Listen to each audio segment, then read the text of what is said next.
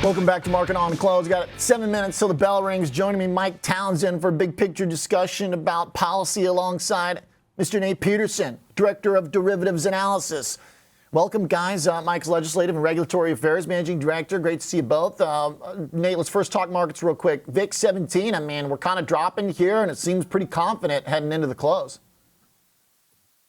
Yeah, really surprising. I mean, if you go to 10 a.m. Central Time yesterday, markets were really kind of offset by not getting their 50 basis points or having a high probability of getting the 50 basis point going to 25. And then we've just since then had the exact opposite reaction in terms of the bid support has just come in. And to your point, I heard you talking in the previous segment that it's not the data. This CPI and PPI data was the cores were warmer. That's not what you want to see. If you're looking for a Fed that wants to kind of catch up to potentially being too restricted for too long. So it's been impressive. I'm not surprised to see NVIDIA, or thank you, Oracle, thank you, Jensen Huang. And they were down 12% last week. That's not a surprise. That's let us out. And then now only 75 points away from a new all-time high on the S&P 500. Pretty remarkable. Thank you, Larry. Thank you, Jensen, for the rally here, right? Like, basically, Oracle breaks out, NVIDIA back. I mean, we're fighting with 120, but it's just such big pieces of the puzzle when they come into play here. We got some clarity on another big piece, Mike, on policy and from the debate. Give me the fresh update here. What did we learn about the actual economics?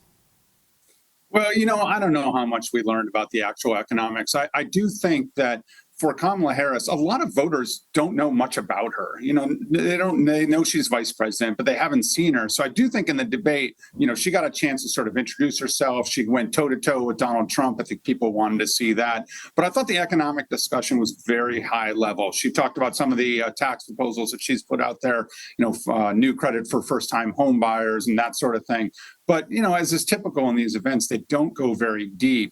She also talked a little bit about the tariff proposal that Trump has put out. Of course, that's generated a lot of reaction from economists about whether, across the board tariffs would be inflationary. Most economists think it would. But, in some ways, I was a little bit disappointed that the actual substance of the debate didn't get really deep into a lot of those economic policies. I think there'll be more opportunity to do so.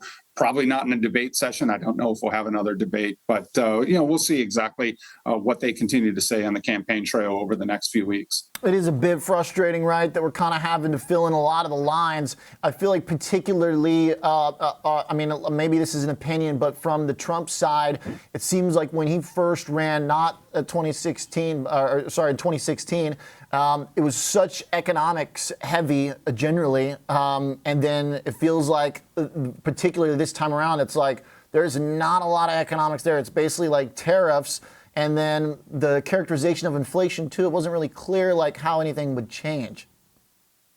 Yeah, I think that's right. I think it has been frustrating, and it's been hard to sort of analyze, right? Everyone wants to know, what will this mean? It's been hard to analyze because, you're really going to put tariffs on absolutely everything, make no distinctions between products, between friends and foes, where's it's coming from, all that sort of thing. It just makes it hard to sort of say, gosh, this is what this is going to mean.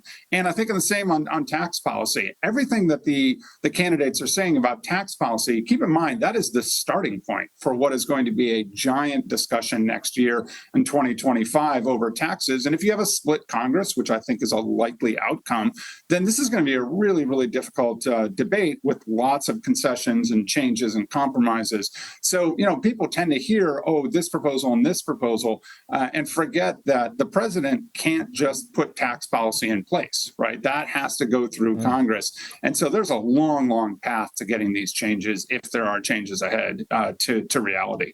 Okay, well said, Mike. The last point on it is, were there meaningful changes in any of the odds polls? I've kind of asked you before, right? We kind of have to take all these things with a grain of salt. But, if they all shift in one way, that would be meaningful.